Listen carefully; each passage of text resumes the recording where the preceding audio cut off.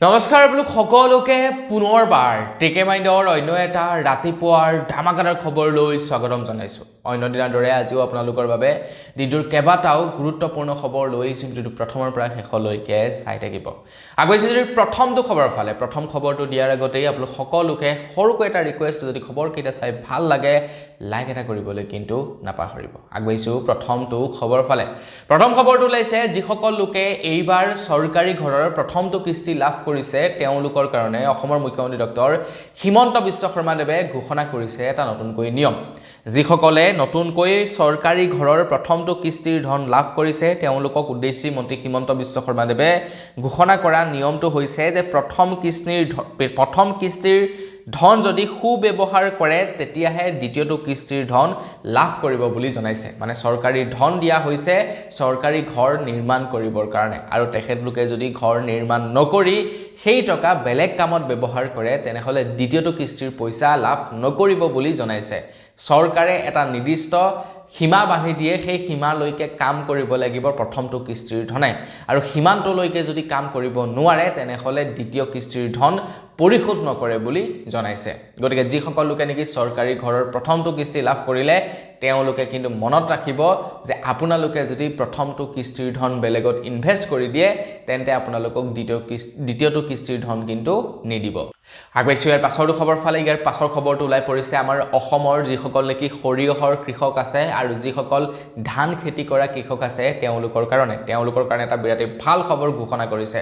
অসম চৰকাৰে কৈছে যে যিসকলে নেকি ধানৰ খেতি কৰে তেওঁলোকৰ পৰা প্ৰতি কুইণ্টেল ধান 2550 টকাত, আৰু যিসকল লোকে নেকি সৰিয়হৰ খেতি কৰে প্ৰতি কুইণ্টেল সৰিয়হ 6450 টকাত ক্ৰয় কৰিব বুলি জনাইছে। আগতেতো ধানৰ দামেই নাছিলে, 1000, 1100, 1200 এনেকুৱা দাম আছিলে, কিন্তু এতিয়া 2550 টকাকৈ দিব প্ৰতি কুইণ্টেল ধানত, আৰু প্ৰতি কুইণ্টেল সৰিয়হত 6400 টকাকৈ প্ৰদান কৰিব বুলি জনাইছে। মানে অসম চৰকাৰে আজিকালি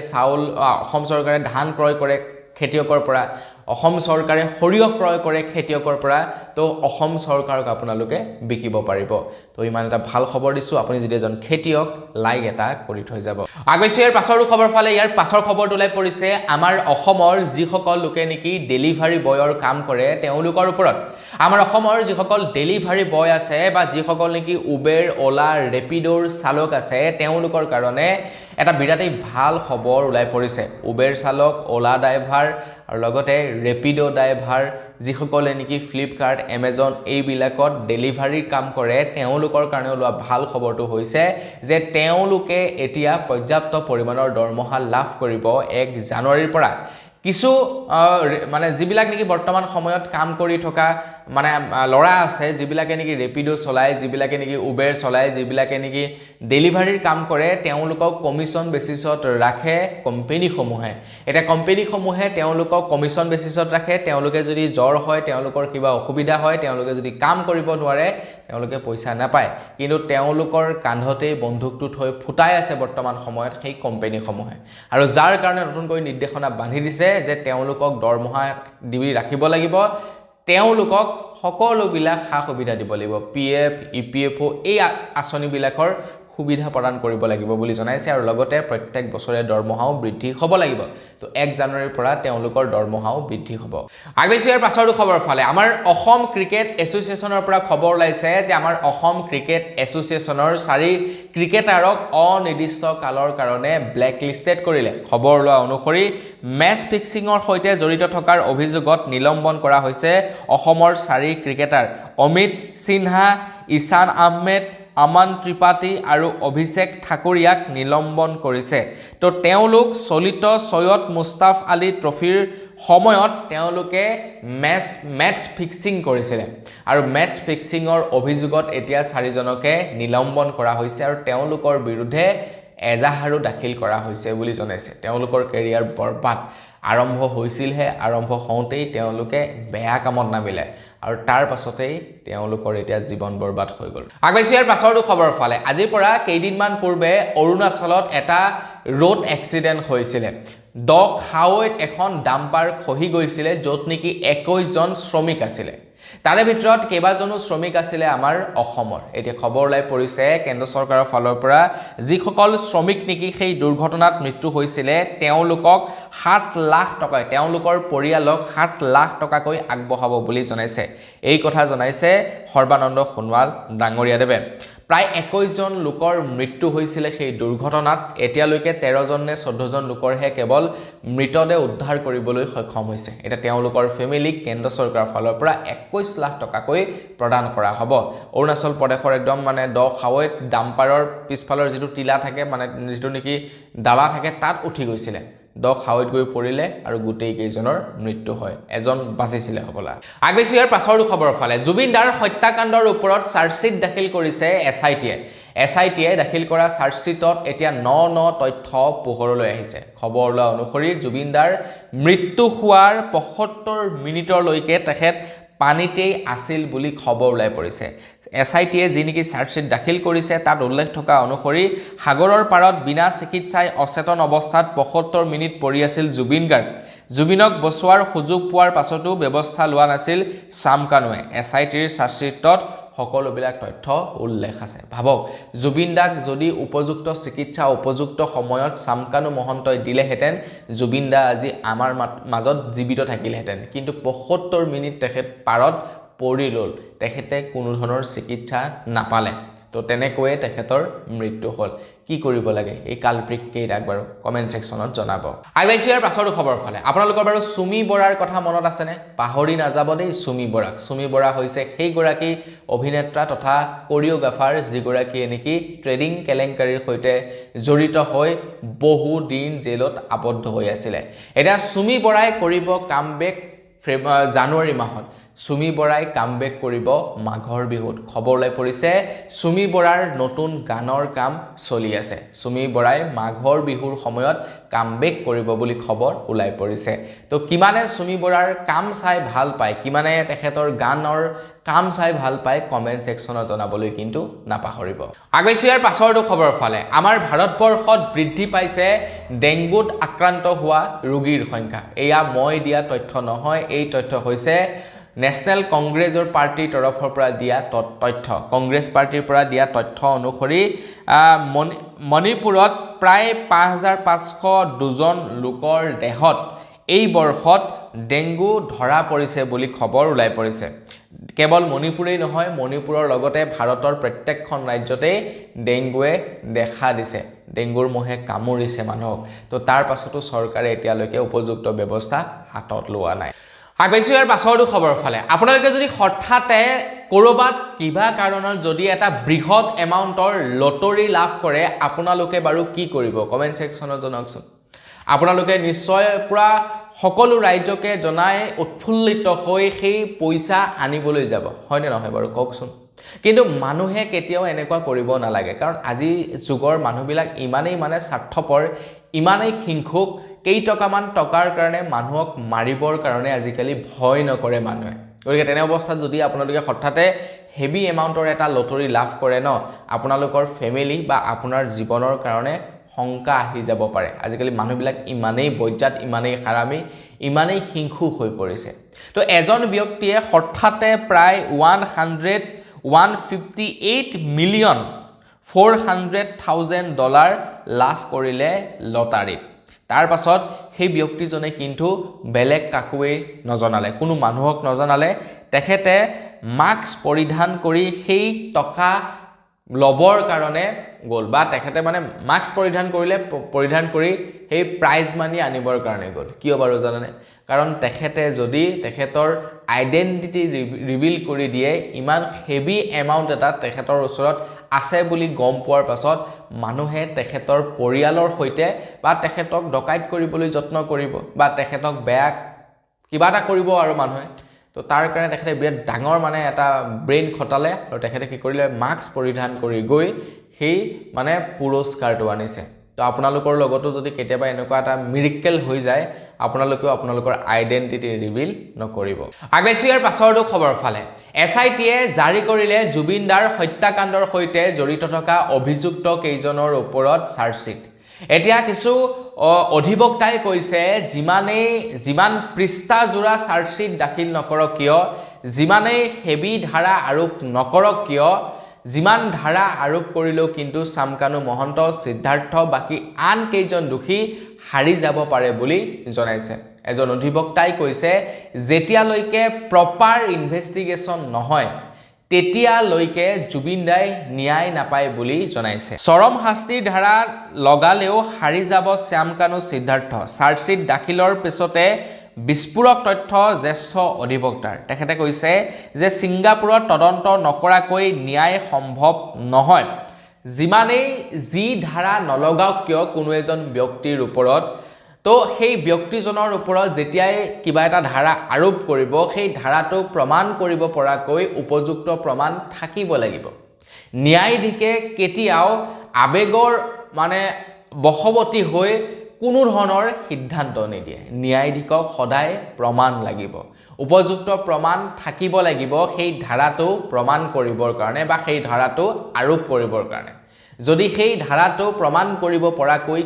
কিবা উপযুক্ত প্ৰমাণ দিব পাৰে তেতিয়াহে সেই ধাৰাৰ অধীনত শাস্তি বিহা হ'ব বুলি জনাইছে অধিবক্তাজনে এতিয়া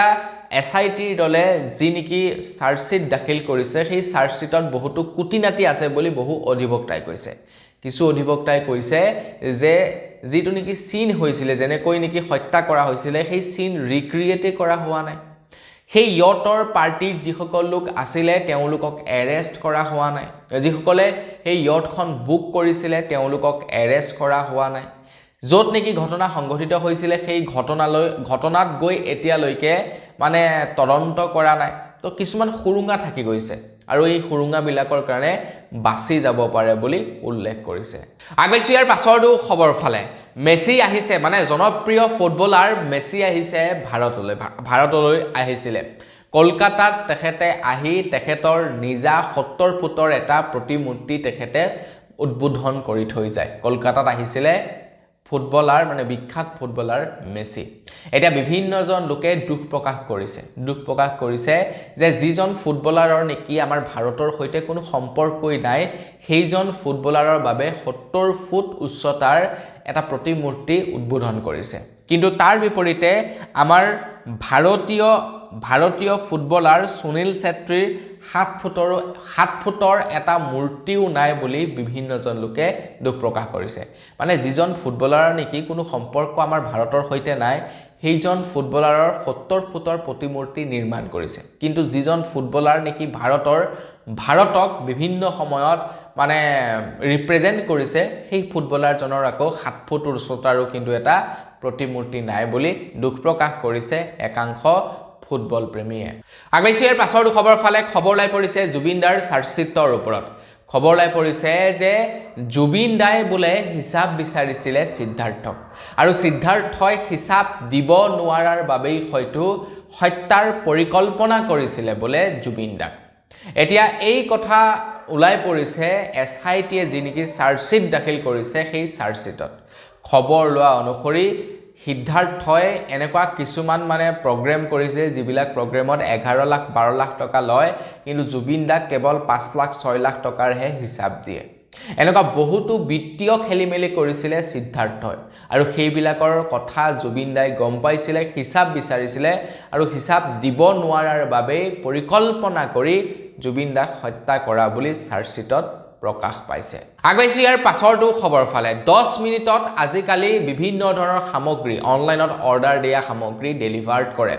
5 মিনিটতটো ফ্লিপকাৰ্টে বস্তু ডেলিভাৰ্ড কৰি দিয়ে গ্ৰসাৰী আইটেম বিলাক 5 মিনিটত নে কেই মিনিটত ডেলিভাৰী কৰি দিয়ে 30 মিনিটত পিজ্জা ডেলিভাৰী কৰি দিয়ে হয় নে নহয় বাৰু কওকচোন আপোনালোকে কিন্তু এই 10 মিনিটত যি নেকি ফুড ডেলিভাৰী কৰা 10 মিনিটত বস্তু ডেলিভাৰী কৰা যেটো নেকি ৰুল কোম্পানী বিলাকৰ হেইটো এতিয়া কেন্দ্ৰ চৰকাৰৰ ফালৰ পৰা উঠাই লোৱা হৈছে অৱশ্যে এইটো বেন কৰি দিয়া হৈছে ৰাঘৱ চাদ্দাৰ তৰফৰ পৰা এইটো উঠাই নিবৰ কাৰণে দাবী উত্থাপন কৰিছিলে আৰু তেখেতৰ দাবীক সমৰ্থন জনাই কোম্পানী সমূহে 10 মিনিটত ডেলিভাৰী দিয়াৰ যি নেকি এটা প্ৰমিস কৰে জনসাধাৰণক তো সেই প্ৰমিসটো উঠাই লৈছে কিয় কাৰণ যেতিয়া নেকি কোনো এজন ডেলিভাৰী বয়ে 10 মিনিটত কিবা এটা বস্তু ডেলিভাৰ কৰিবলৈ যাব তেখেতে অত্যন্ত স্পিডত বাইকখন চলাই যাব লাগিব এতিয়া তেখেতটো এজন ডেলিভাৰী বয়ে নহয় তেখেত হয়তো কাৰোবাৰ দাদা কাৰোবাৰ হয়তো ল'ৰা কাৰোবাৰ হয়তো হাজবেণ্ড কাৰোবাৰ হয়তো পিতা গতিকে তেখেতে যেতিয়া নেকি পুৰা হাই স্পীডত বাইকখন চলাই যাব তেতিয়া তেখেতৰ জীৱনৰ প্ৰতি শংকা আহি পৰে আৰু সেই কাৰণে 10 মিনিট ডেলিভাৰীৰ যিটো নেকি সিস্টেম হেতু সম্পূৰ্ণৰূপে বেন কৰিছে আমাৰ ভাৰতবৰ্ষ আগৈছো ইয়াৰ পাছৰটো খবৰ ফালে জানুৱাৰী মাহৰে পৰা আমাৰ ভাৰতবৰ্ষত পুৰুষসকলৰ কাৰণে ভাৰতবৰ্ষ নহয় সৰি আমাৰ অসমত পুৰুষসকলৰ কাৰণে দুটা ভাল খবৰ ওলাব প্ৰথমটো হৈছে যে বাবু আঁচনিৰ শুভাৰম্ভণি কৰিব দ্বিতীয়টো হৈছে যি বৃদ্ধ পেঞ্চন প্ৰদান কৰা হয় সেই পেঞ্চনৰ মানে পৰিমাণো বৃদ্ধি কৰিব বুলি জনাইছে মানে পুৰুষসকলৰ কাৰণে এই দুটা ভাল খবৰ আহিব 1 জানুৱাৰী 2026 পৰা আগৈছো ইয়াৰ পাছৰটো খবৰ ফালে খবৰ লাই পৰিছে লখিমপুৰৰ পৰা তো লখিমপুৰৰ ঠিকাদাৰে কাম কৰা চৰকাৰী কাম কৰা ঠিকাদাৰে ৰাতি কাম কৰে তাৰ পাছতেই স্থানীয় ৰাইজে উভতি ধৰে যে আপুনি চুৰ নেকি ৰাতি কাম কৰিছে যে এইটো কিমান দূৰ যুক্তিসংগত আপোনালোকে বাৰু এবাৰ ভাবকচোন ঠিকাদাৰে ৰাতি কাম কৰি থাকে বহুত জায়গাত দেখা পাওঁ ঠিকাদাৰসকলে ৰাতি কাম কৰে এতিয়া ৰাতি কাম কৰাৰ উদ্দেশ্য কি সেই সম্পৰ্কে নাজানো কিন্তু আমাৰ মনত প্ৰশ্ন উত্থাপিত হয়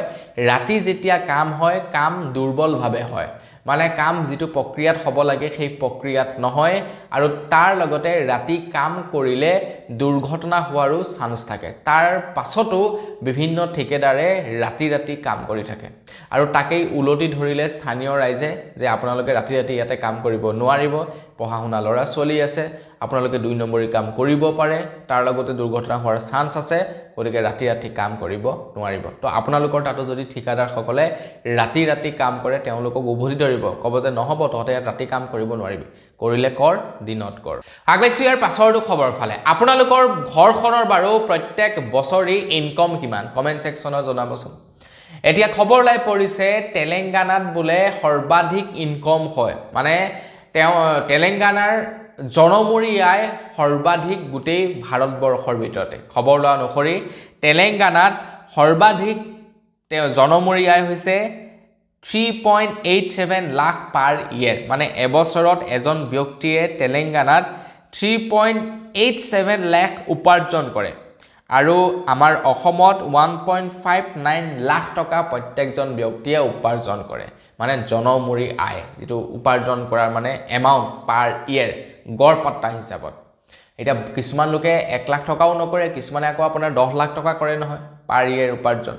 হয় নহয় গতিকে সকলোকে মানে কম্বাইন কৰি আৰু আমাৰ অসমৰ যিমান মানুহ আছে প্ৰত্যেকজন মানুহে প্ৰত্যেক বছৰে 1.5 লাখতকৈ বেছি টকা উপাৰ্জন কৰে আগৈছো ইয়াৰ পাছৰটো খবৰ ফালে আমাৰ ভাৰতত ধনী মানুহবিলাক দিনক দিনে ধনী হৈ গৈছে দুখীয়া মানুহবিলাক দিনক দিনে দুখীয়া হৈ গৈছে মানে আমাৰ ভাৰতৰ যিবিলাক উদ্যোগপতি আছে ন উদ্যোগপতিবিলাক দিনক দিনে ধনী হৈ গৈয়ে আছে কিন্তু যিবিলাক দুখীয়া মানুহ তেওঁলোক দিনক দিনে দুখীয়াৰ ফালেহে গতি কৰিছে এটা খবৰ ওলাই পৰিছে যে আমাৰ ভাৰতবৰ্ষৰ 1% ধনী মানুহৰ হাতত আমাৰ ভাৰতবৰ্ষৰ 40% বোলে সম্পত্তি আছে আৰু 50% লোকৰ হাতত কেৱল আমাৰ ভাৰতবৰ্ষৰ 15% সম্পত্তি আছে গতিকে ভাবক সেই 1%ত কোন পৰে তেনে মুকেশ আম্বানী অনিল আম্বানী ৰতন টাটা এই সকল সেই 1%ত পৰে আৰু সেই 1%ৰ হাততেই আমাৰ মানে ভাৰতৰ 40% সম্পত্তি তেওঁলোকৰ ওচৰত আছে গতিকে ভাবক তেওঁলোক কিমান ধনী অতিপাত ধনী আমাৰ ওচৰত কি আছে ফপবিলাহি তো বন্ধু বান্ধৱীসকল বস আজিৰ ভিডিঅ জনাবলগীয়া খবৰ ইমান কেইটা আছিল খবৰ কেইটা জানি কেনে পালে কমেন্ট সেকশনত জনাব যদি ভাল লাগিলে লাইক এটা কৰিব চেনেল যদি সাবস্ক্ৰাইব কৰা নাই সাবস্ক্ৰাইবটো কৰি ল'ব পুনৰ এটা ভিডিঅ লগ কৰা হলে ভিডিঅ আমাক কিছু ধন্যবাদ জয় অসম